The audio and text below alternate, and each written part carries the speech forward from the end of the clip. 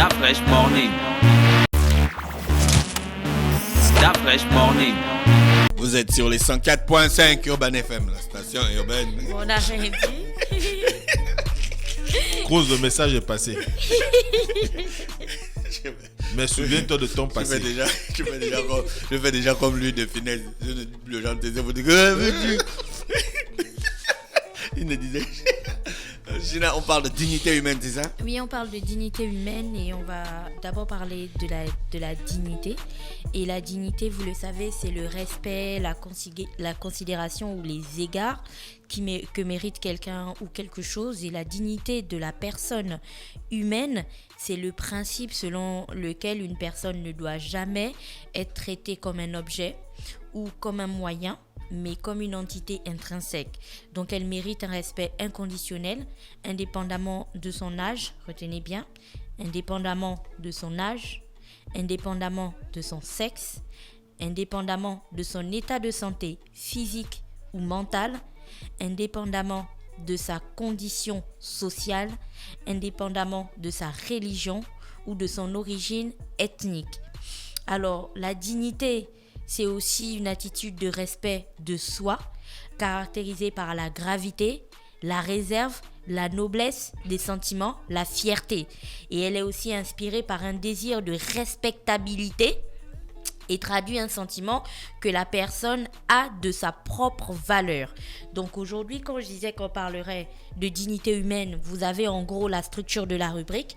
Donc la dignité humaine du point de vue des personnes qui nous entourent, du point de vue de notre environnement, de notre entourage, mais la dignité humaine ou la dignité de notre point de vue aussi, c'est-à-dire cette attitude de respect de soi. Alors, parlant de dignité humaine du point de vue des personnes qui nous entourent et des personnes qui sont à côté de nous, il était important de revenir sur quelques principes quand même qui sont indispensables à la mise en place ou au respect de la dignité humaine. Quand on parle de l'importance de la dignité humaine ou des procédures de respect de la dignité humaine, la plupart du temps, on va aussi vous parler en premier point de la connaissance des principes de cette dignité-là et des différentes situations dans lesquelles elle doit absolument s'exprimer. Quand on parle des principes de la dignité humaine, ce sont lesquels? La dignité humaine est inévitablement adossée à la Déclaration universelle des droits de l'homme qui dit que tous les êtres humains naissent libres et égaux. Ils sont doués naissent libres et égaux en dignité, en droit et en dignité, et ils sont doués d'intelligence et doivent agir les uns les autres dans un esprit de fraternité. C'est ça. Donc, c'est directement, quand on parle de dignité humaine, ça va forcément être adossé aux différents principes, ça va forcément être adossé à la Déclaration universelle des droits de l'homme, qui malheureusement est encore mal connue de certains, ou dans certaines situations, les gens décident juste de pas regarder vers là-bas en fait, ou de pas l'utiliser. Alors, c'est important de regarder ces principes-là et surtout de regarder la dignité dans la relation que l'on a avec quelqu'un. Alors ça peut être une relation de soignant à soigné, ça peut être une relation de donneur en, comment on appelle celui qui en receveur. Voilà, ça peut être une dignité dans la relation d'enseignant à enseigner, ça peut être dans tellement de situations. Et ce sont ces situations-là, cette attitude-là doit se retrouver dans toutes les situations qui rythment la vie sociale des individus. À chaque fois que l'on a une interaction avec quelqu'un, tenez-vous bien, on va toujours être dans une position où soit vous allez être la personne qui va recevoir, soit vous allez être la personne qui va donner. Mais à chaque fois que on est dans ces situations-là, on doit toujours garder à l'esprit le principe de la dignité humaine. Et pire encore, donc pour le commun des mortels, pour le commun des Gabonais, on doit penser à ça, mais c'est encore une exigence plus poussée lorsqu'on a un leader d'opinion, lorsqu'on a un homme politique, lorsqu'on a un responsable d'entreprise ou ainsi de suite. On doit toujours garder à l'esprit le principe de dignité humaine dans le traitement des personnes avec lesquelles nous avons des interactions au quotidien. Donc ça, c'était le premier point concernant les principes de la dignité et les différentes situations. Après, il y a le fait de concilier l'intimité, la confidentialité et le respect dans son travail. Alors, lorsqu'on parle de dignité humaine, il y a souvent certains points que les gens laissent de côté. Vous savez, l'intimité d'une personne, c'est encore plus grave dans la période dans laquelle nous vivons, parce que d'un côté, vous avez tellement d'élan de solidarité, tellement de personnes qui veulent aider, tellement de personnes qui pensent aider, mais de l'autre côté, vous avez aussi le principe de dignité humaine lui-même qui est directement bafoué. Ça va dans la capacité que les gens ont d'exposer, de vendre, de promouvoir ou de mettre en avant l'intimité d'autres personnes. Quand je parle d'intimité de personnes, l'intimité, ça part de quoi? Ça part des habitations dans lesquelles les gens vivent, ça parle des conditions dans lesquelles ils vivent, ça parle de leur famille, ça parle de tout ça en fait qui parfois sont mis dans des vidéos, dans des photos, publiées sur les réseaux sociaux et ainsi de suite, parce qu'à ce moment donné, on pense bien faire. Mais en fait, on ne fait pas bien parce qu'on va totalement à l'encontre du principe même de dignité humaine. Et après, on parle de confidentialité.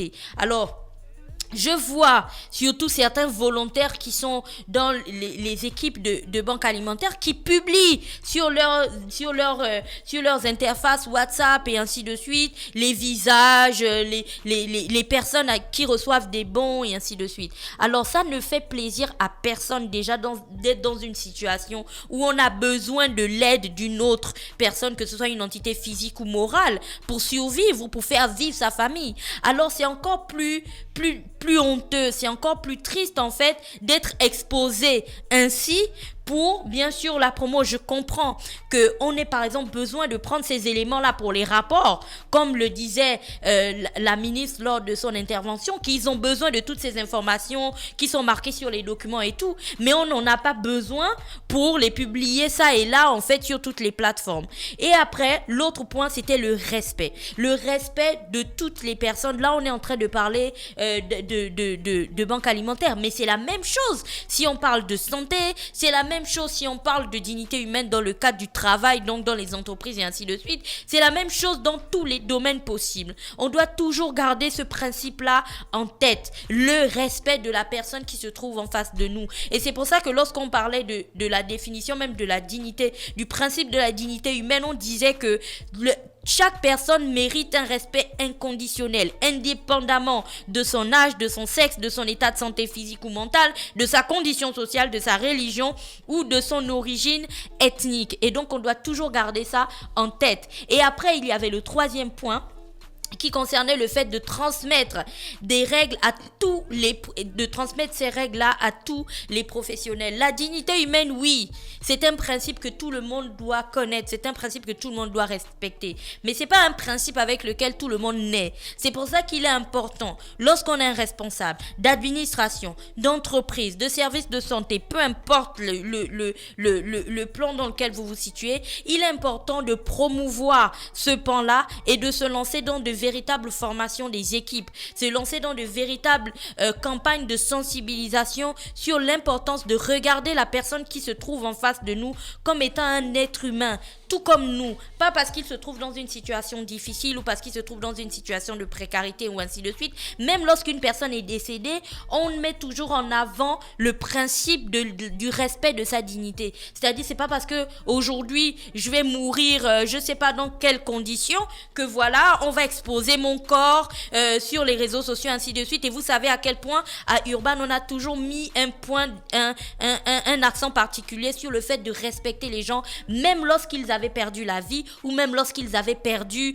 la tête, comme on dit de manière totalement courante quand quelqu'un a perdu la tête et qu'il est devenu fou, si on le dit de manière totalement courante comme ça. Donc même lorsque ces personnes-là sont dans ces situations, on doit toujours garder à l'esprit qu'on leur doit du respect, on doit du respect à leurs conditions d'être humain, parce que tenez-vous bien, c'est ce qui fait la différence entre nous et les animaux. Donc C'est ça, c'est sur ce pan-là de la question de la dignité humaine sur lequel je voulais revenir aujourd'hui. Toute cette semaine, on aura certainement des petites rubriques sur des thématiques ou des notions, des valeurs qui remontent durant ces temps de coronavirus, parce que le coronavirus, comme vous le savez, c'est bien sûr une maladie qui nous permet de voir à la fois le bon chez les êtres humains, donc à travers les élans de solidarité et ainsi de suite, mais qui nous permet aussi de voir le moins bon chez les êtres humains. Et c'est important de parler de ce moins bon là pour rectifier le tir, pour faire en sorte que les choses se passent de la manière la plus complète et la plus respectueuse qui soit. Voilà. Merci Gina qui était avec nous ce matin sur les 104.5 Urban FM, la station urbaine, pour le petit clin d'œil civique. Restez connectés dans le Da Fresh Morning. On se retrouve juste derrière. Da Fresh Morning.